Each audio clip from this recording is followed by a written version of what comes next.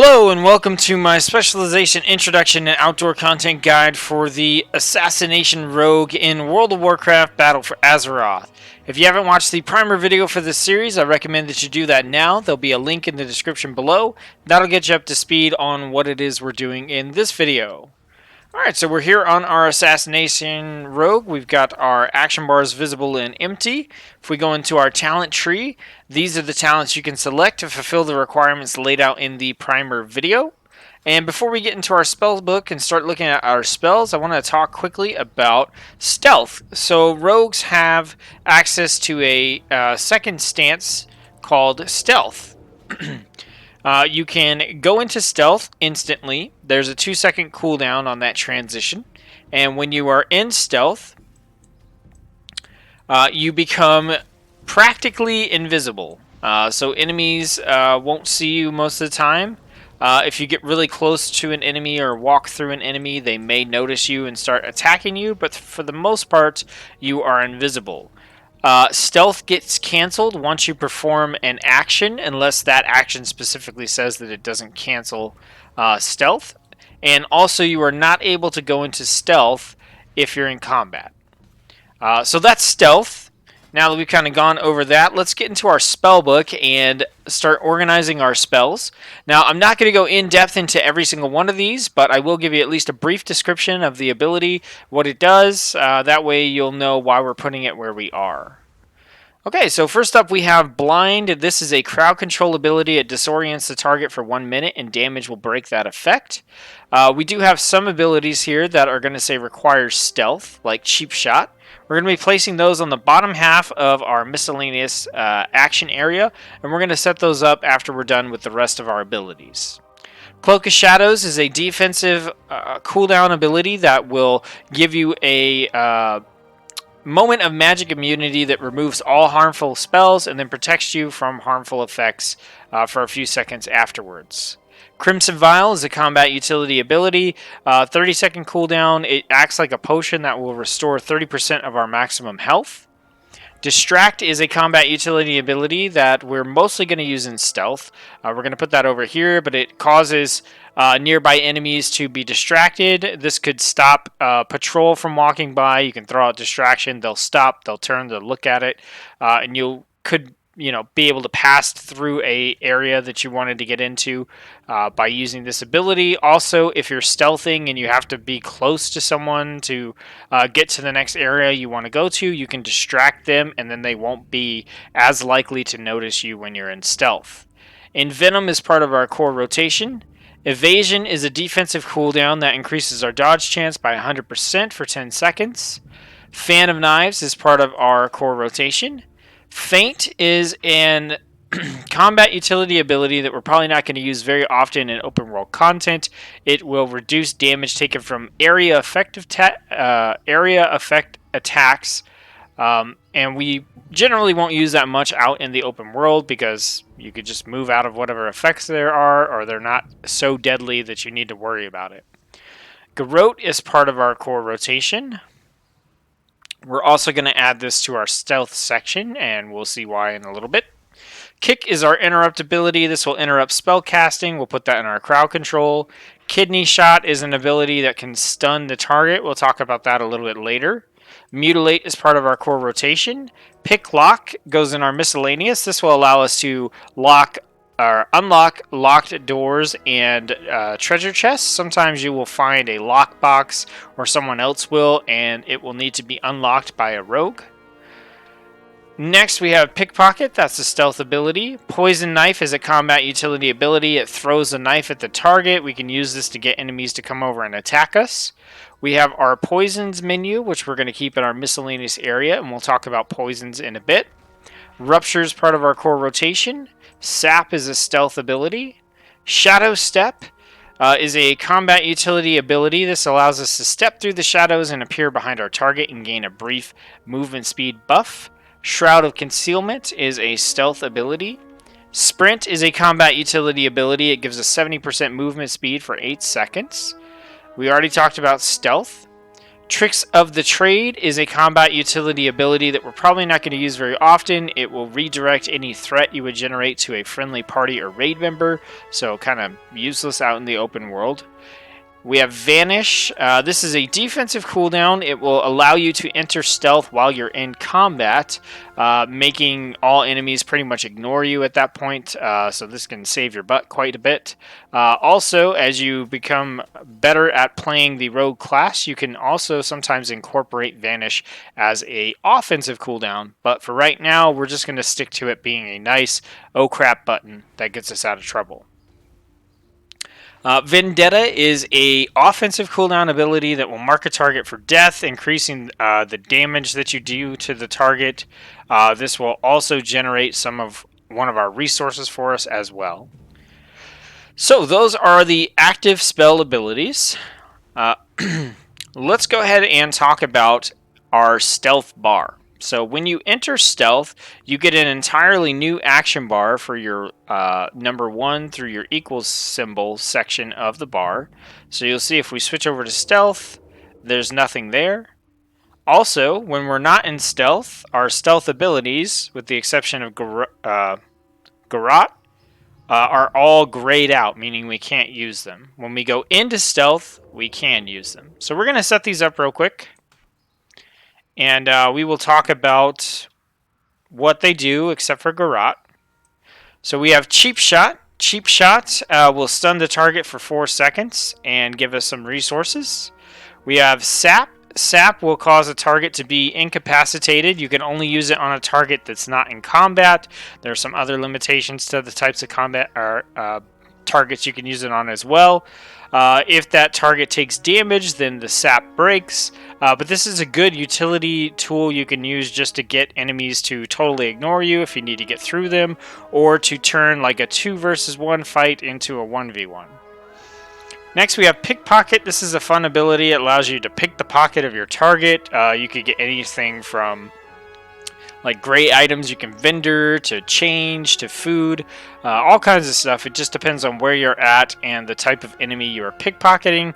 The kind of general rule is that if the thing could have pockets, you could probably pick its pockets, but if it wouldn't, then you probably can't. And then finally we have Shroud of Concealment. This is a combat utility ability on a 6-minute cooldown. It basically puts an area of effect around you, and as long as your party and raid members stay within that area, they are also able to be stealthed, and that lasts for 15 seconds. Okay, so now that we've got our abilities sorted out, we're going to talk about the resources available to the Assassination Rogue. You have 2 abilities. Are 2 resources. The first one is energy. You start combat with 120 energy. You spend that on abilities, and once you've spent some of it, it will passively regenerate. Your second resource are these little circles here. These are called combo points, and you start with none of them, and you can build up to 5 of them.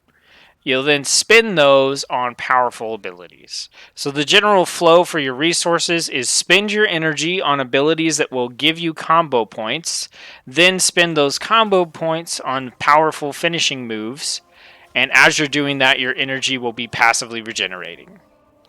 So those are the resources for the Assassination Rogue. Now we're going to get in and we're going to talk about the core rotation for the Assassination Rogue. So you're going to start combat by casting Garrote.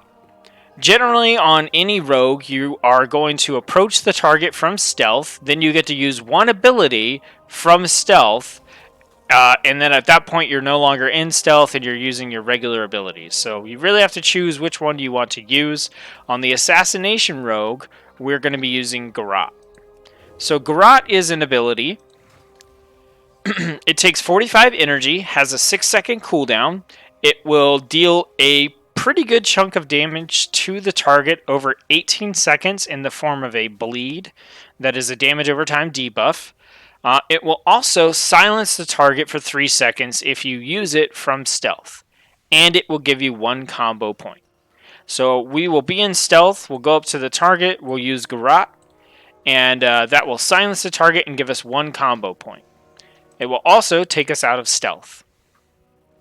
At that point, we need to build up more combo points in order to use our finishing moves. So we will build up those points using one of two abilities. We can either use Mutilate if we're fighting a single target. This attacks with both weapons, dealing an okay amount of damage, costs 50 energy, and it awards you with 2 combo points. So you can garrote and get 1 combo point, and then cast Mutilate, Mutilate, and you have 5 combo points. Or if you're fighting multiple enemies, you can use Fan of Knives. Fan of Knives costs 35 energy. It deals damage to all targets within 10 yards. It's a small amount of damage. It also applies our poisons to those targets, which we'll talk about in just a second. And this will award 1 combo point. So we can garrote, Fan of Knives, Fan of Knives, Fan of Knives, Fan of Knives. Then we have 5 points, and we use our finishing move. Now, our finishing moves are abilities that are going to consume combo points based on how many we have. So if we have 1, it'll take that 1 combo point and use it. If we have 3, it uses all 3. If we have 5, it uses all 5. The more combo points you have, the more powerful the effect of your finishing move is going to be. So for example, if we look at our Envenom here, this is one of our finishing moves. So we build up our combo points. We get 5 of them. We're going to use them on finishing moves. So Envenom takes 35 energy. It will use 1 to 5 combo points. It will deal an initial amount of damage and then deal more damage. It does an initial amount of damage and then it will increase the chance for us to apply our poisons to the target. And the duration is different based on the number of combo points. So if we take a look at this, if we cast Envenom with 1 point, it deals 346 damage, and for the next 2 seconds, we have a 30% increased chance to apply our poisons to the target. Okay. If we use 5 points, then it deals 1700 damage, and then for the next 6 seconds, we have a 30% increased chance to apply our poisons. So, this just goes to show you how more points on your finishing moves equals a better effect. We also have a crowd control finishing move called Kidney Shot. This will stun the target for a length of time depending on how many combo points we use. If we use 1, the target is stunned for 2 seconds. If we use 5, the target is stunned for 6 seconds. The other ability we have, the other finisher that we're going to be using quite often is Rupture. Rupture deals bleed damage in the form of a damage over time debuff to the target, and the amount and duration is based on how many combo points you spend. So if you spend 1, you get 1200 damage over 8 seconds. If you spend 5, you get 3600 damage over 24 seconds. So, build up your combo points, spend them on your finishers. You'll build them up with Mutilate on a single target or Fan of Knives on multiple targets. So let's talk about what our poisons are and what they do. So you have 2 classifications for your poisons. You have non-lethal and lethal. We only have 1 non-lethal poison, and you can have 1 non-lethal poison and 1 lethal poison applied to your weapons at the same time. So since we only have 1 non-lethal poison, our non-lethal poison will always be Crippling Poison. So we can just click on that. It's going to apply that to our weapon. We're going to get a buff. Our Crippling Poison gives our attacks a 50% chance to slow the enemy's movement speed by 60% for 12 seconds. Doesn't do any damage. That's why it's considered non-lethal. Then we have a choice between 2 lethal poisons. We can only have 1 of these applied. Wound Poison gives your attacks a 50% chance to poison the enemy and instantly deal 60 nature damage and reduce all healing received for 12 seconds. This poison is pretty good for PvP, not that great for PvE. Our poison that's good for PvE would be Deadly Poison. This gives our attacks a 50% chance to poison the enemy for about 1200 nature damage over 12 seconds. And every time it gets applied while that debuff is on the target, it will instead instantly deal 127 nature damage. So those are the poisons we're going to have on our weapons. And now we know that our Envenom is going to increase the chance that those poisons get applied by 30%, which is going to increase our damage as well. Now let's take a look at the passive abilities of the Assassination Rogue, and then we will go down and show what the rotation looks like. So we have Fleet-Footed. Your movement speed is increased by 15% and you take reduced falling damage. We have our Mastery, Potent Assassin. This increases the damage done by our poisons and bleeds. Seal Fate. When you critically strike with a melee attack that generates combo points. So we're looking at our Garrote, Mutilate, and Fan of Knives mostly. You gain an additional combo point per critical strike. So for every critical strike we get with one of those abilities, which can hit multiple times, some of them, we'll get additional combo points, and this will help us build up our 5 combo points a lot faster. And then finally, Venomous Wounds. You regain 7 energy each time your Garrote or Rupture deal bleed damage to a poisoned target. So, we're attacking our target, we've got that chance to apply the poison. Once the target is poisoned, every time one of our bleeds deals damage to them, we get some energy back, which is going to help us to be able to use those Mutilates and Fan of Knives more often. If an enemy dies while afflicted by your Rupture, then you will regain energy based on its remaining duration. Alright, so let's go down and take a look at how this rotation is going to play out. So we're going to be in Stealth. The ability we want to use is going to be our Garrote. This is going to deal a big chunk of damage, put a bleed on the target, silence them, and give us a combo point. Then we're going to cast Mutilate on a single target to build up to 5 combo points.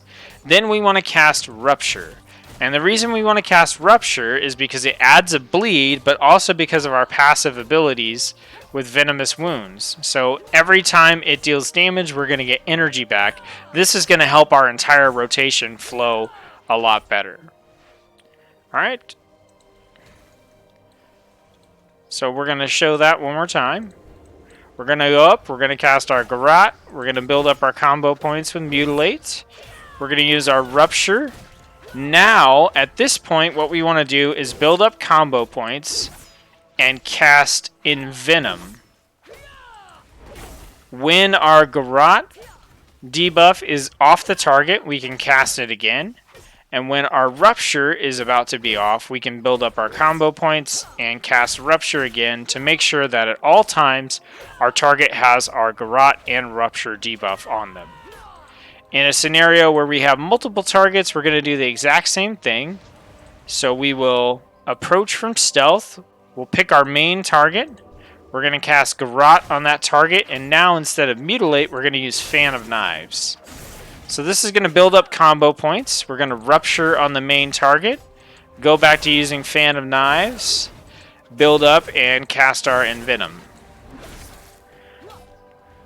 Now, the other thing you could do against multiple targets is you can do something that's called multi-dotting. It means applying your damage over time abilities to multiple targets at the same time. So the way this would work is instead of focusing on one target and just hitting the other target with our Fan of Knives damage, we would actually try to get our Rupture to be on both targets at the same time. So we would approach from Stealth, pick our main target, we'll cast our Garrote, we'll use our Fan of Knives to build up our combo points, we'll Rupture on this target, then we'll switch to the next target, Garrote, Fan of Knives, and build back up to 5 points and Rupture on that target. Now both targets have Garrote and Rupture on them. So that's called multi-dotting. It gets hard to do once there are more than like 3 enemies, but if you have 2 or 3 enemies, this is an effective way to attack them. Alright, so that is the basic rotation for the Assassination Rogue. So let's go ahead and get into the talents and try to create a build that's going to work well in outdoor content. So let's set this up. Okay, this is the build that I recommend that you use for outdoor content. It's not the only one you can use, but it's the one I recommend, and will be showing off at the end of this video. We're going to go through each of the talents, talk about what it does, and why we've included it in the build, starting with Master Poisoner. This increases the damage done by your weapon poisons by 30% and their non-damaging effects by 20%. We mainly care about that 30% extra damage to our weapon poisons, which means our deadly poison is going to deal even more damage. Next, we have Night Stalker. While stealth is active, you move 20% faster, so we get a nice boost from that. And our abilities will deal 50% more damage. So really what this means is that our Garrote, which we're going to open with from stealth, is going to deal 50% more damage over the duration of its time. It's the first thing we cast on the target. It's the thing that's probably going to have the most opportunity to deal damage. So adding 50% on top of that just makes it really nice. Plus the 20% increased movement speed in stealth is going to help you get around a heck of a lot quicker. Next, we have Vigor. This increases your maximum energy by 50 and your energy regeneration by 10%. So this just gives us more energy to work with so that we can use our Mutilates and Fan of Knives more often, build up those combo points quicker, and get more finishing moves in, in the span of a single fight. Then we have Leeching Poison. This adds a leeching poison effect to your deadly poison and wound poison, granting you 12% leech. So now on top of everything else that our poisons do, we get 12% life drained, essentially, leech from those. Iron Wire. This increases the duration of Garrote's silence effect by 3 seconds. So now when we open up from stealth with Garrote, we get a 6-second silence on the target, which is huge.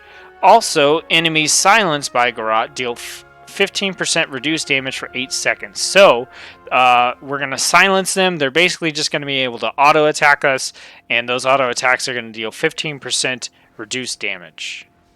Next, we have the only active ability in the build, which is Toxic Blade. We're going to add this into our rotation here.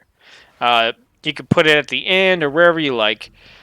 This is an ability on a 25-second cooldown. It's got a low energy cost of 20. This stabs your enemy with a toxic poison blade, dealing about 1100 nature damage to the target. It gives you a combo point, but more importantly, your nature damage done against the target is increased by 30% for 9 seconds. So that will cause our poisons to do an additional 30% damage, and also our Envenom finisher does nature damage as well. So what we'll want to do because of Toxic Blade is we'll want to build up, Rupture, build up, and right before we're going to cast our Envenom, we want to use Toxic Blade to generate that last combo point, then use Envenom, and we're going to get 30% increased damage from our Envenom, and that's going to increase the chance that our poisons get applied by 30%, and those poison applications are going to be boosted for 30% damage because of our Toxic Blade. Finally, we have Poison Bomb, your Envenom and Rupture. So both of the finishing moves that we're using all the time have a 4% chance per combo point spent, and we're always building up to 5, so 20% chance to smash a vial of poison at the target's location, creating a pool of acidic death that deals 952 nature damage over 2 seconds to all enemies within it. So this gives us some passive ability to deal damage to multiple targets. So we're going to take this build down, and we're going to show off how this is going to work a little bit differently. Mainly, the only thing that's going to change is being able to work in our Toxic Blade. So we're going to go up to our target. We're going to use our Garrote. That's going to put a 6-second silence on them. They're going to take more damage. We're going to build up to our 5 points and Rupture. Then we're going to build up, and we're going to Toxic Blade and then Envenom for a boost of damage. Now, in reality, you don't want to cast Toxic Blade if you already have full combo points, but it's honestly worth the 30% boost in damage to waste that combo point. On most enemies, you won't actually be able to cycle around and cast a second Envenom. You're going to go up, you're going to Rupture, you're going to get your Garrote, you're going to Rupture. If you get an Envenom, they're probably dead. So realistically, expecting to wait until you can use Toxic Blade and actually get the combo point from it is not very realistic. So I wouldn't worry too much about casting your Toxic Blade if you have full combo points. Now, we'll go through that one more time. So we're going to Garrote. We're going to build up to 5 points. We're going to Rupture. We're going to build up to 5 points again, or 4 points. Toxic Blade into Envenom. Then we'll build back up, and we'll do another Envenom. And that's pretty much how that cycle is going to work. And as far as multiple targets go, it's going to work the same way we talked about. You either pick one target, and instead of building up with Mutilate, you build up with Fan of Knives. Or you pick one target, and you will cast Garrote. You'll build up to your 5 points with Fan of Knives, Rupture, change targets, Garrote, build up with Fan of Knives, cast Rupture, and then you'll build up again. Use your Toxic Blade and Envenom on whichever target you want. Alright. So that's the basic rotation for the Assassination Rogue. Or not the basic rotation, but that's how the build plays. Now we're going to jump in, take a look at the PvP talents that you can select if you want to toggle on War Mode and mainly focus on PvE. So first off, I recommend that you take Relentless. This will replace your Honorable Medallion with a passive ability that will reduce the duration of incoming crowd control effects by 20%. Nice set it and forget it sort of ability here. Then we have Creeping Venom. Your Envenom applies Creeping Venom, dealing 516 nature damage over 4 seconds. Creeping Venom's duration is refreshed when the target moves. So we can cast our Envenom on our target. That'll apply a additional poison. And then against a computer-controlled target, it's pretty easy. You just run a little bit out of their range, and they will chase you. And that will keep refreshing the duration of your Creeping Venom on the target for pretty much like an infinite debuff poison. So that's going to be really good against rare spawns and elites that have higher health pools. Next up we have Flying Daggers. Fan of Knives radius is increased by 50% and deals 50% more damage when it strikes 3 or more targets. So this is going to help with our Fan of Knives. We're usually going to want to use that against 2, 3, 4, 5 targets. Having the increased radius means we're going to be able to hit more things. And then also, anytime we hit 3 or more targets, we're going to get boosted damage from that. And that's going to be good because it's going to help us to kill multiple enemies faster. And on a rogue, we can output a lot of damage, but we are also still very squishy. So being able to kill a bunch of things quickly is really nice. Finally, we have Death from Above. This is a finishing move with a 30-second cooldown. It will use 1 to 5 combo points, and it costs 25 energy. And essentially what it is a 10% stronger Envenom. So what you will do is you will build up, you'll do your Rupture, then you'll build up, and instead of Envenom, you will use Death from Above. Then that'll go on cooldown, so you'll build up and you'll use Envenom just like normal. The nice thing about this is that it does that 10% extra damage. It also has a 15-yard range, so you can use it from a little distance away compared to Envenom. And it also costs 10 less energy to use. So a nice ability to toggle in there just to get that extra little increased damage as you're out there questing and leveling and farming. So those are the talents I think you should take if you want to toggle on War Mode and mainly focus on PvE. Next thing to do is take this build out into the open world and show it off against some different enemies. So I'm going to cut to that, and I'll see you there. Alright, so we're here in Suramar City. We're going to fly down and try out this build against a few different types of enemies here. So we want to get into stealth. And remember, we're going to open up with our Garrote, silence the target. We're going to build up to our 5 combo points. Now, the nice thing about combo points is they persist from enemy to enemy. So we have 5 combo points here, so we can Garrote this guy and then just go ahead and we're going to cast Envenom. On targets like this where you know they're not going to live very long, it's actually not worth going into the full rotation of getting the Rupture and all that other stuff going. It's generally just best to build up your combo points and then use that on an Envenom. Alright, so this guy's going to see us through stealth, so we'll just hit him with an Envenom, and he's dead.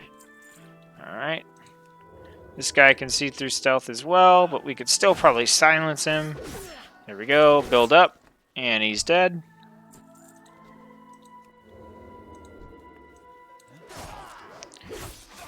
Alright. So as you can see, I'm not using my Rupture at all here. However, if we were to fight a target with a little more health, like this guy here, we could garrote him. We're going to run away a little bit. Alright, we build up our combo points. We go ahead, we use our Rupture. We're going to build up our combo points again. We use our Toxic Blade into our Envenom.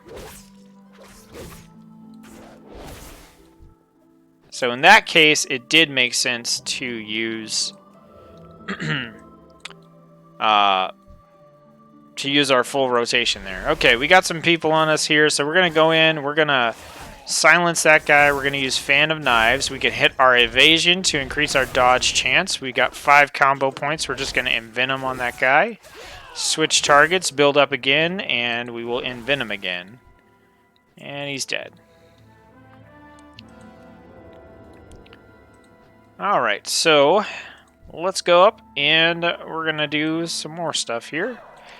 Alright, we're going to Fan of Knives. We're going to build up to our combo points, put Rupture on this guy. Alright, we're going to build up again. Cast our Envenom here. Alright, and you can see how this pretty much gets the job done. We do have our Crimson Vial for healing in between fights, but as a rogue, it's always good to have some food that you can use in between fights when you need it, because what really is going to happen is you're going to change from enemy to enemy to enemy, and you're just going to kill them really quickly, but at some point, that adds up to you needing to stop and heal, or if you're lucky, and you're not taking on any difficult enemies at all, then you can just use your Crimson Vial. So we're going to go up and we're going to take out this rare spawn up here real quick and just kind of show that off. So here, I'm just going to cast like Fan of Knives until I get enough points for an Envenom, and that's going to take care of them. I can go ahead and throw my Poison Knife at this target here. We can use our Toxic Blade into our Envenom if we want to there. Alright, so we're going up. We're going to garrote. We got our 5 points. We're going to Rupture. We're going to build up our 5 points again. Nope, we pulled some extra people here. That's fine. We're going to Envenom. Fan of Knives, Fan of Knives, Fan of Knives. Rupture on that target. And there we go. Alright, that's it. That is the build. I hope this has helped you to understand a little bit better how to play the Assassination Rogue. Giving you the confidence to get on your own Assassination Rogue. Get out there, start questing, leveling, farming. Try out the specialization, see if it's something you want to play in Battle for Azeroth. If you enjoyed the video, throw me a thumbs up, subscription, whatever you want to do. Keep encouraging me to make this content. I hope that you have a great time in BFA, and sincerely, thank you for watching.